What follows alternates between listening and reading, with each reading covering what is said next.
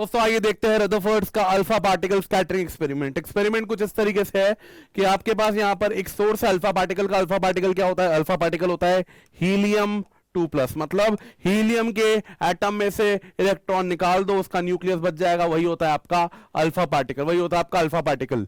ये सोर्स क्या एमिट करेगा? अल्फा पार्टिकल की बीम। ये क्या यूज कर एमिट करेगा? अल्फा पार्टिकल की बीम। अल्फा पार्टिकल की बीम इस लेड वॉल पे जाएगी और टकराएगी। लेड वॉल क्या होता है? अल्फा पार्टिकल को एब्जॉर्ब कर लेता है। लेड वॉल क्या करता है? अल्फा पार्टिकल को एब्जॉर्ब कर लेता है, सारा नहीं करेगा, थोड़ा सा करेगा। बीच वाला जो छेद है वो, उसमें से अल्फा पार्टिकल पास हो जाएगा। अल्फा पार्टिकल पास होगा। हमने यहां पर लगाई है गोल्ड की फॉइल। क्या लगाई है? गोल्ड की फॉइल। इसकी थिकनेस बहुत कम है। इसकी थिकनेस क्या है?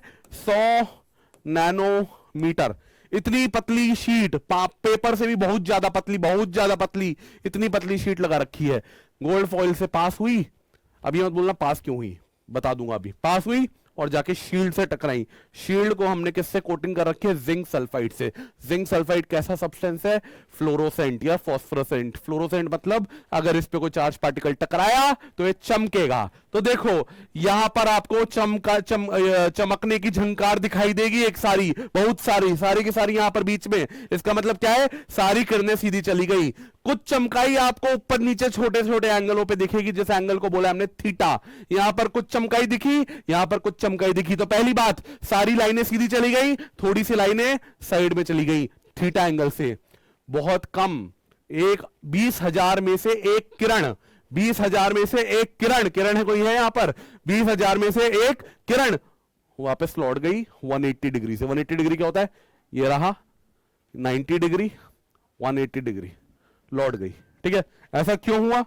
इस कारण, ये आपका एटम है, ये गोल्ड का एटम है। गोल्ड के एटम में क्या होगा? गोल्ड के एटम में सेंटर में न्यूक्लियस होगा। आपकी सारी की सारी रेखाएं जो अल्फा पार्टिकल की वेव्स हैं या रेज हैं, वो आ रही हैं, एक साथ हमला बोल रही हैं। भैया सारा का सारा जो एटम होता है वो खाली होता है। Most of the atom is empty. अगर सारा एटम खाली है तो ये अल्फा पार्टिकल को रोकने वाला कोई नहीं है। अल्फा पार्टिकल की किरणें सीधी निकल जाएंगी। अल्फा पार्टिकल की किरणें सीधी निकल जाएंगी। कुछ किरण जो न्यूक्लियस के पास आई वो छोटे छोटे एंगल थीटा से रिफ्लेक्ट हो गई। कुछ किरण जो अल्फा न्यूक्लियस के पास है वो थीटा से डिफ्लेक्ट हो गई। वो क्यों हुई? क्योंकि ये अल्फा पार्टिकल क्या होता है? हीलियम 2+, मतलब पॉजिटिव पार्टिकल। न्यूक्लियस क्या है? पॉजिटिवली चार्ज, तो ये थीटा से डिफ्लेक्ट हो गई, थीटा से डिफ्लेक्ट हो गई। कुछ किरणें जैसे ये हरी वाली किरण, ये मेरी फेवरेट किरण थी। क्यों? क्योंकि ये लड़ने सीधे घुस रही थी। इसकी ये अर्जुन का तीर है। क्या है? अर्जुन का तीर। और ये क्या है? मछली की आंख।